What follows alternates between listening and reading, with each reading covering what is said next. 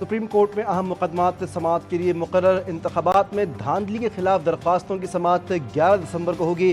9 مئی واقعے پر judicial commission بنانے کی درخواست 10 دسمبر کو سماعت کے لیے مقرر۔ پریکٹس اینڈ پروسیجر آرڈیننس کے خلاف درخواستوں کی سماعت 12 دسمبر کو ہوگی۔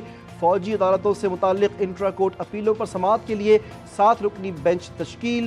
جسٹس امین الدین سربراہی میں بینچ 9 دسمبر کو انٹرا کورٹ اپیلوں پر سماعت کرے گا۔ چیف جسٹس یحییٰ آفریدی کی زیر سربراہی جوڈیشل کمیشن کی بیٹھک۔ جسٹس منصور کی 26ویں آئینی ترمیم کے خلاف سماعت فل کورٹ کے ذریعے کرنے پر بات۔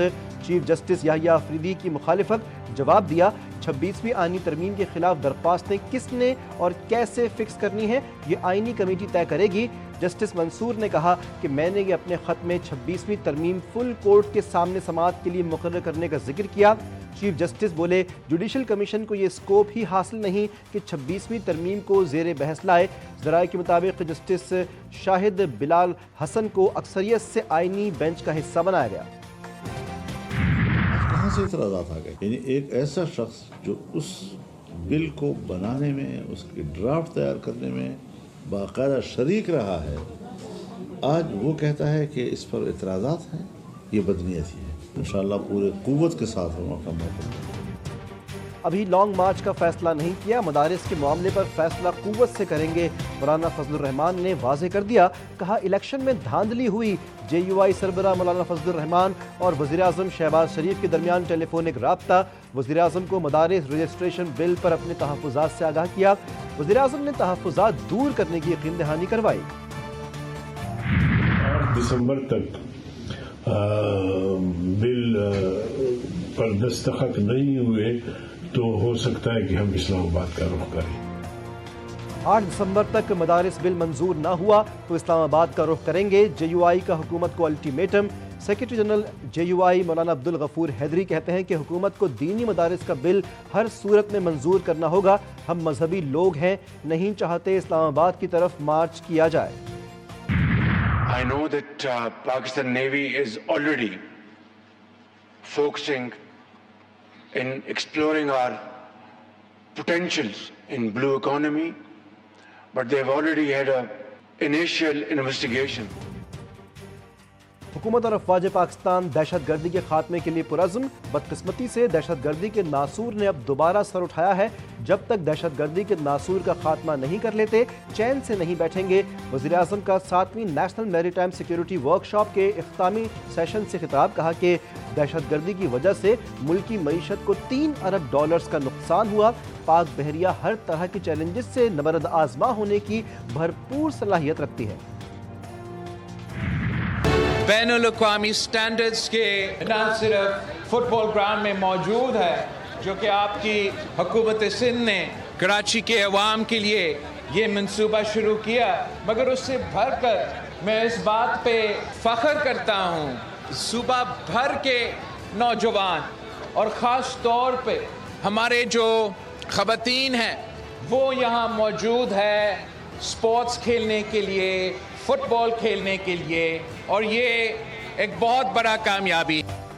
کچھ لوگ پاکستان کے نوجوانوں کو انتہا پسندی کی طرف دھکیلنا چاہتے ہیں۔ خیبر پختونخوا حکومت عوامی مسائل کے حل کی بجائے انتہا پسندانہ سیاست میں مصروف ہے۔ چیئرمین پیپلز پارٹی بلاول بھٹو کا پنک فٹ بال ایونٹ کی تقریب سے خطاب، کہا کہ موجودہ ملکی حالات میں سیاسی جماعتیں اور قوتوں کے درمیان بات چیت ہی درپیش مسائل سے نمٹنے کا واحد اور مؤثر حل ہے۔ وہ دن دور نہیں جب سندھ کی خواتین پوری دنیا میں پاکستان کی نمائندگی کے ساتھ ترقی میں اپنا کردار ادا کر رہی ہوں گی۔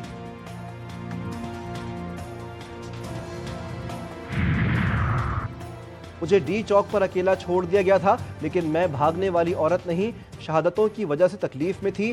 جب میں وہاں سے نہیں جا رہی تھی تو میری گاڑی پر فائرنگ کی گئی۔ بانی پی ٹی آئی کی اہلیہ بشرا بی بی کی وزیر اعلیٰ کے پی علی امین گنڈاپور کے بھائی فیصل امین کے ہمراہ 4 سدہ آمد۔ پی ٹی آئی کارکنان کے لواحقین سے ملاقات، متاثرین کے ساتھ اظہار یکجہتی۔ ہم اپنے سٹانس میں ابھی بھی کلیئر ہیں۔ یہ نہیں ہو سکتا کہ ہم جا کے انڈیا کرکٹ کھیلیں اور انڈیا نہیں کھیلے یہاں۔ پاکستان کے مفاد میں اور پاکستان کرکٹ کے مفاد میں جو بیسٹ چیز ہوگی وہ لے کے نکلیں گے انشاءاللہ تعالیٰ، اور ہم سٹانس میں بڑا کلیئر ہیں۔ پاکستان کے اصولی موقف نے بھارتی بورڈ کی انا خاک میں ملا دی۔ آئی سی سی چیمپئنز ٹرافی میں پاکستان کے سخت موقف کی جیت، chairman P C B Mohsin Naqvi نے کروڑوں ڈالر کی آئی سی سی کی پیشکش ٹھکرا دی۔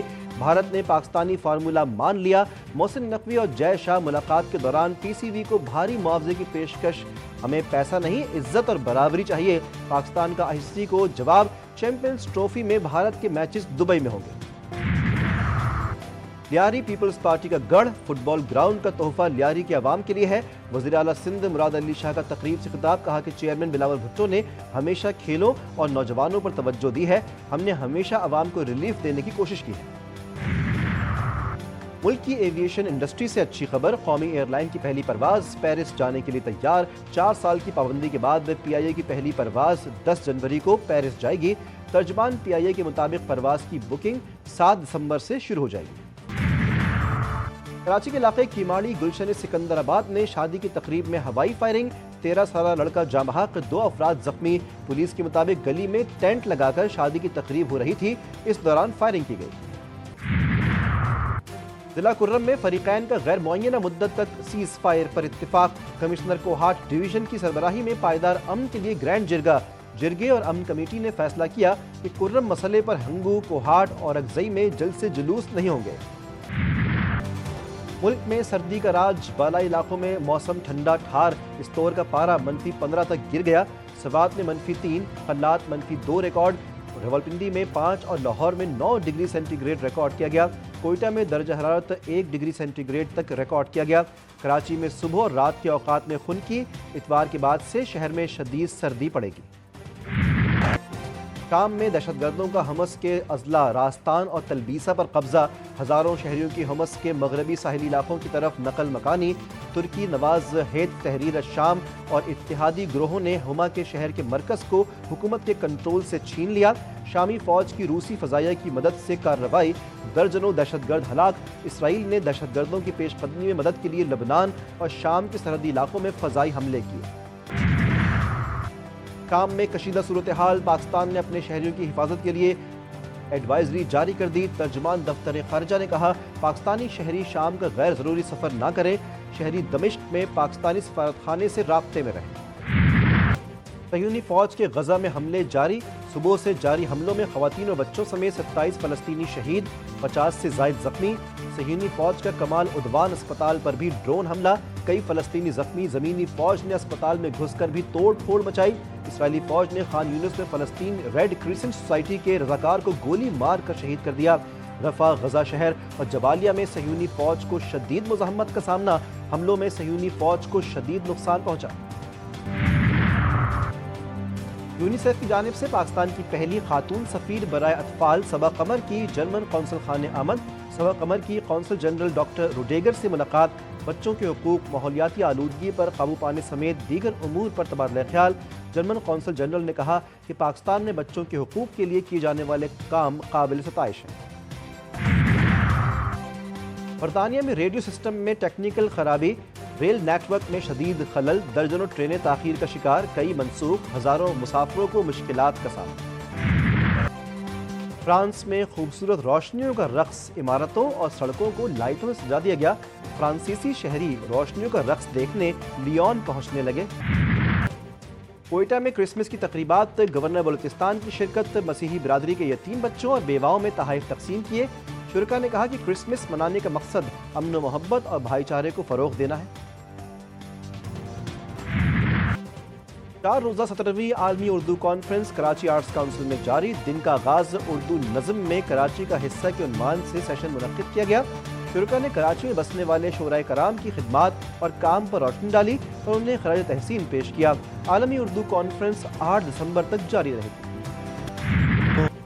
اور معروف نعت خواں اور ماضی کے مقبول گلوکار جنید جمشید کی 8ویں برسی آج منائی جا رہی ہے۔ جنید جمشید نے کیریئر کا آغاز میوزک بینڈ وائٹل سائنس سے کیا اور پہلے البم کی ریلیز نے انہیں شہرت کی بلندیوں تک پہنچایا۔ اسلامی تعلیمات کی جانب رجحان ہوا تو وہ ایک نعت خواں اور مبلغ کے روپ میں دکھائی دیے۔